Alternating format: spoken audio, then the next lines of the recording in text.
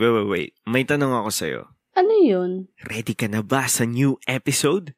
Ako pa ba? Of course! Nice! Chill lang tayo dito. True. Ako may tanong din ako. Sige, ano yun? Bakit va? Ha? Anong bakit ba? Bakit? VA. Where we talk about anything about virtual assistants, remote working, work from home life, and many more. Kaya kung isa kang VA or gusto mong maging VA, para sa'yo tong podcast na to. Alright, welcome back everybody to Back at VA, where we talk about virtual assistants, why is it good and why it's the best choice for you if you want freedom and flexibility, of course. Kasi yan yung title natin for today, di ba, Annette? Our title for today is the freedom and flexibility of being a virtual assistant. So again, my name is John. Everybody, I am with Annette right here. Kamusta ka naman, Annette? Okay naman ako. At sabi mo nga, tungkol sa flexibility at freedom ng isang virtual assistant ang ating topic today, which is a very nice topic. Kasi, andito yung mga benefits. Malalaman natin dito kung ano mga benefits ng working remotely at home compared to mga pumapasok sa office, sa mga physical offices natin. Which is, ano din naman na, uso na ngayon since nagbabalik office na tayo, diba? Right. So, but Annette, kung tatanungin ba kita, seryosong tanong, gaano ka flexible ang katawan mo? I mean, joke. Nagtatumbling ako. No. Can you say na you have the freedom and flexibility as a remote worker? Sa ano natin ngayon, since we're working remotely na, no? I guess naman, feeling ko naman flexible naman tayo kasi, yun nga, nasa schedule ako na gusto ko and I can be more productive on the time of our shift. Tapos, yun nga, pag out of shift naman na tayo, work-life balance, nakakagawa din naman ako mga bagay-bagay sa bahay. So, it's very okay flexible. And nandun din yung freedom, no? Kapag need mo nga mag-CR, hindi mo man kailangan. Wala nang masyadong ano dyan. But, malapit na yung CR tsaka yung kusina. Especially yung kusina. Flexible. And for you as a mom, di ba? Sobrang nandun yung freedom mo as a mom din kapag working remotely. But today we have a guest, all right? So we have Zenny here, one of our contractors here in our agency. So siya yung guest natin for today because as we all know, chinek namin yung data and yung improvement mo since you started and sobrang na-impress kami. But before anything else, can you introduce yourself first sa ating viewers, Zenny? So the listeners can get to know you. Yeah, sure. So, hello everyone. My name is Zenny Nimuan, and I'm a mother of 3. I just, started my freelancing career with VA Flix last March, and so far, I'm really having a good time with the agency. Ayun. So, pareho pala tayo mga working moms remotely, no? True. So, ngayon, I bet before meron ka ding work with your office, right? Or you were working physically. Ganon. Yes. What inspired you to become a virtual assistant? Tsaka ano yung mga experiences mo na so far? Yeah, so at first kasi I was really looking for, an alternative of being, unemployed kasi I have 3 kids. I have a grade schooler, I have a toddler, tapos I have 10-month-old. Wow. 10-month-old kids, baby. So, imagine mo yung ages nila, kailangan ko silang matutukan. And isa yun sa mga naging, siguro naging dahilan kung bakit gusto kong maging virtual assistant or maging mag-work from home na lang kasi hindi kasi siya at this time ma-provide sa akin ng previous company na pinagtatrabahuan ko, which is kailangan nga is you're physically present sa site. So yun, kaya I just need to be home with my kids so that I can also I won't miss any of their milestone. Alam mo yon, they are still growing. They still, they need my guidance, as their mother. So, yun yung isa sa mga dahilan ko talaga. Plus, of course, yung hindi mo na kailangan gumising ng sobrang aga. Alam mo yun, sobrang aga kasi kailangan mo yung shuttle na. Kailangan mo yung shuttle, yung free service ng shuttle, which is alam naman natin yan ang mahal ng affair. So yun, isa rin yun. And of course yung time, kasi most of if you sum it, kasi may 24 hours I allotted, half of it sa previous job ko, which includes traveling, ganyan, work sa office, and yung travel time talaga is malaking bagay na malaki na yung kinakain niya. So that's one thing. And it's also a challenge for me to pick my outfit every day. I have to I have to pick every outfit, yung hindi ka palit, yung hindi ka iisang outfit lang, 'di ba? Kasi syempre you're working on site, you have to be presentable din. So yun, isa rin yun siguro sa mga dahilan. But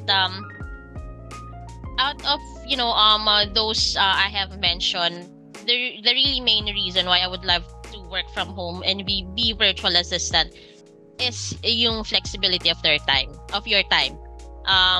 You get to choose what you want, or you get to choose the job that you want, di ba? You can apply the specific job that you wanted, and choose the time that you want as well. If you are blessed enough with a client, then di ba? Kagaya ko ngayon, I'm blessed.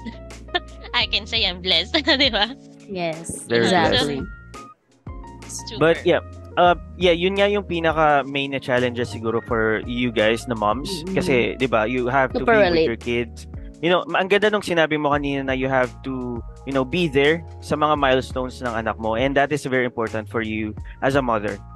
All right. But we're just curious, how can you describe your typical workday as a virtual assistant? How do you structure your time and prioritize your tasks? Okay, so currently kasi I'm working during night. So 9 p.m. To 2 a.m. is my work time. Pero I am flexible kasi my client is okay siya for me to work 9 p.m. to 4 a.m. So it's really up to me kung paano ko yun gagawin. And I usually start my work hour my work day an hour before my shift. So I check emails, Slack, ganyan. I make sure that the kids are already into bed na before, doing everything that I have here. Kasi prior that, I need to make sure that nakakain na sila, nakalinis na sila ng katawan, nasa higaan na sila, ganyan. So, yun, isa yun sa mga bagay na mini-make sure ko before ako magtrabaho. Then, checking ng Slack, email, Facebook, bala lang, just to set my mood lang. I mean, mahirap magtrabaho ng gabi, 'di ba? Especially kung wala ka sa mood. So, isa 'yun sa mga ginagawa ko. And I also make sure na every time or before, or at least 5 minutes before I start my shift, I do some affirmations sa sarili ko. Like, yung ginagawa ko kasi ngayon is marami siyang no's. I mean, makakakuha ka ng maraming no's. So, I always remind myself na no is next opportunity. Wag kang panghinaan ng loob. Marami ka pang pwedeng tawagan mamaya. So, yun. Isa yun sa mga ginagawa ko. And since it's just a 5-hour shift,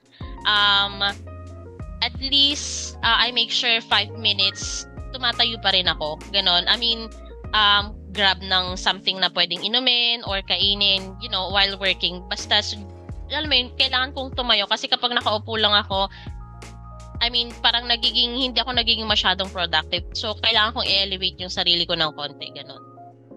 So, ganon ko lang siya ginagawa. And then, 2 a.m. tapos na ang shift. Okay na. I go to bed. Sleep ng konti kasi at 6, I have my grade 1 who's gonna go to school din. Then, ayusin ko din siya. I mean, asikasuhin ko din siya yon. And then at 7, yun, okay na.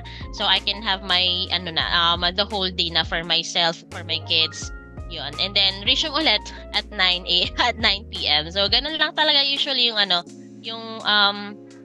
routine typical ko. Workday, And, yeah. yes, typical work day lang talaga. As in, mga anak, bahay, and then yung 5-hour shift, ganun lang talaga yung, yung routine ko. And,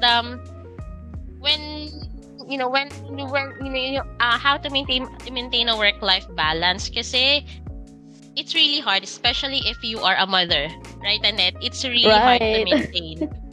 But of course, you have to be flexible. Yun yung Totoo. pinaka key doon. You have to be flexible kasi it's really hard to detach yourself from your responsibilities at home or from your kids tapos from work.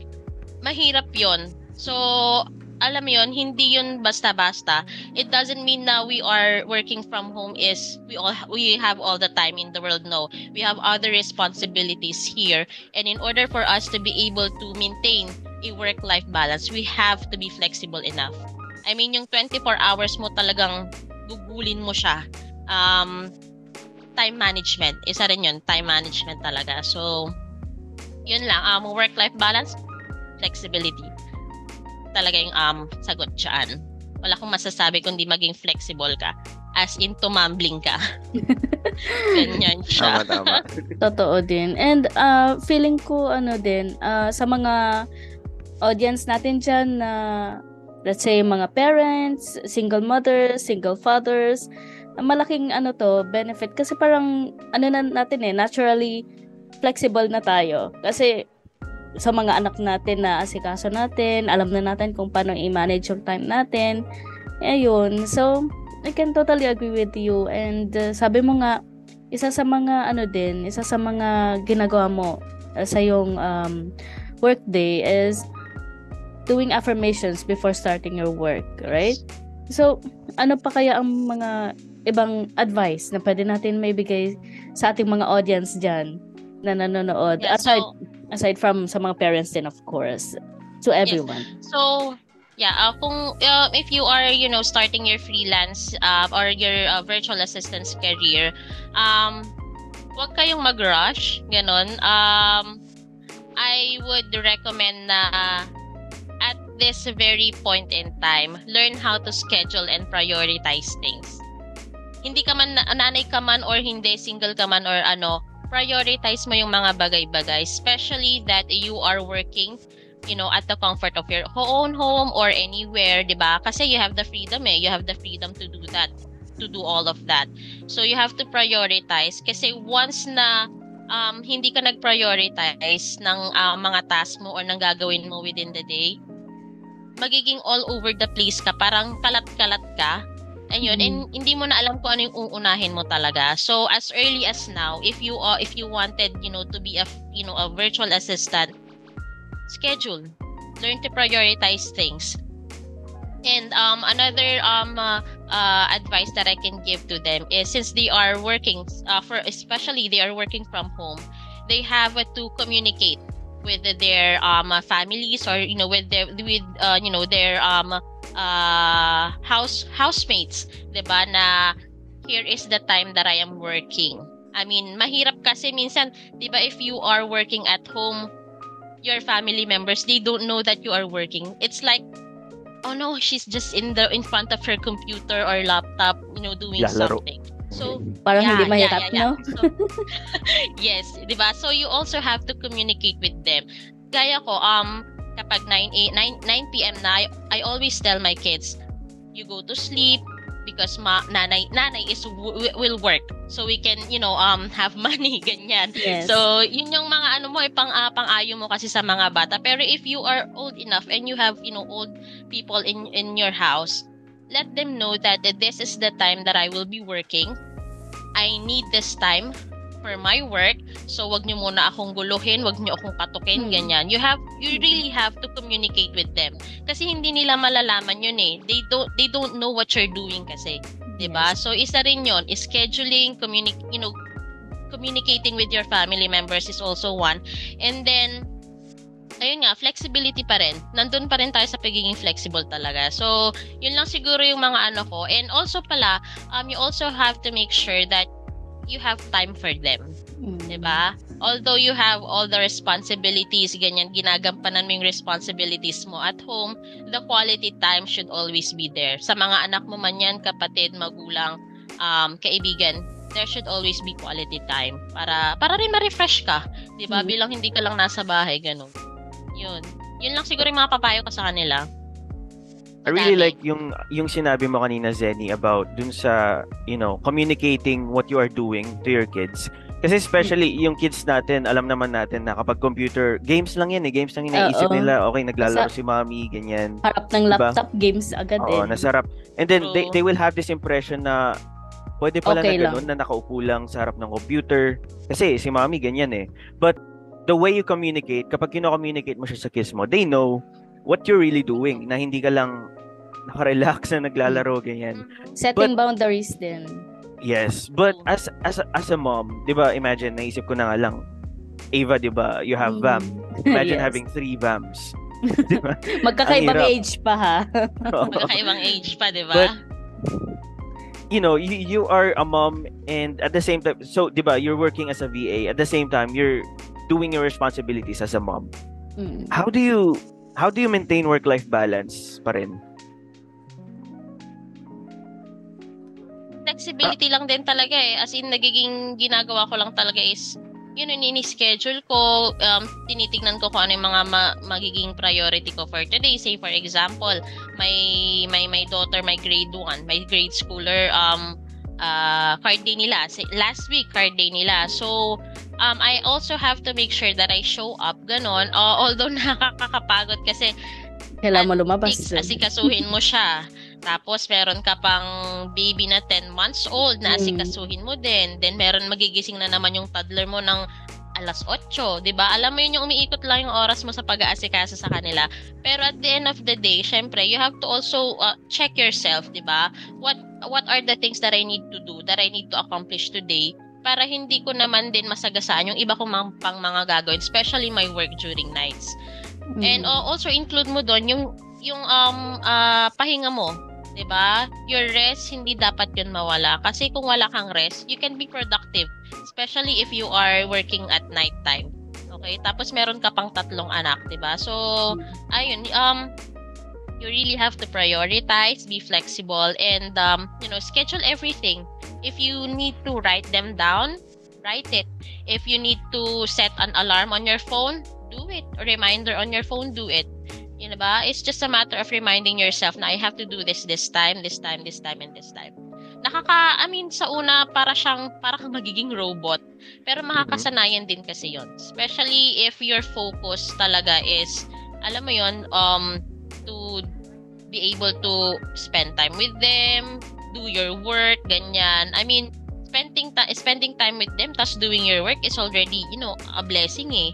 Diba? You get to work at the comfort of your own home, tapos you get to be with your kids pa. So, yun, you get to be with your family. You don't spend too much money on fare, ganyan. You don't spend too much time on, going to work. So, those are blessings na kasi, kaya you just have to prioritize your task every day. You just have to do that. You just have to practice and manage. So, ganun lang talaga siya. I believe Annette will agree with me on that. Totally. Mahirap diba? Mahirap. Being a parent. But it's a fulfilling. Hi everyone, Annette here. I hope you guys were able to enjoy this episode with Zenny. We are going to cut this into 2 parts because Zenny was able to share all her golden information, and I swear, ang dami nito. But yeah, make sure to tune in next week, and we will be seeing you on the part 2. Hi everybody, this is John, and thank you so much for listening to this episode of Bakit VA. Kung gusto niyo maging guest or you have any topics that you want to talk about in mind, just send us a message or email us at studio@vaflix.com. Alright, and again, thank you so much for listening. I hope to see you in the next episode. Bye-bye.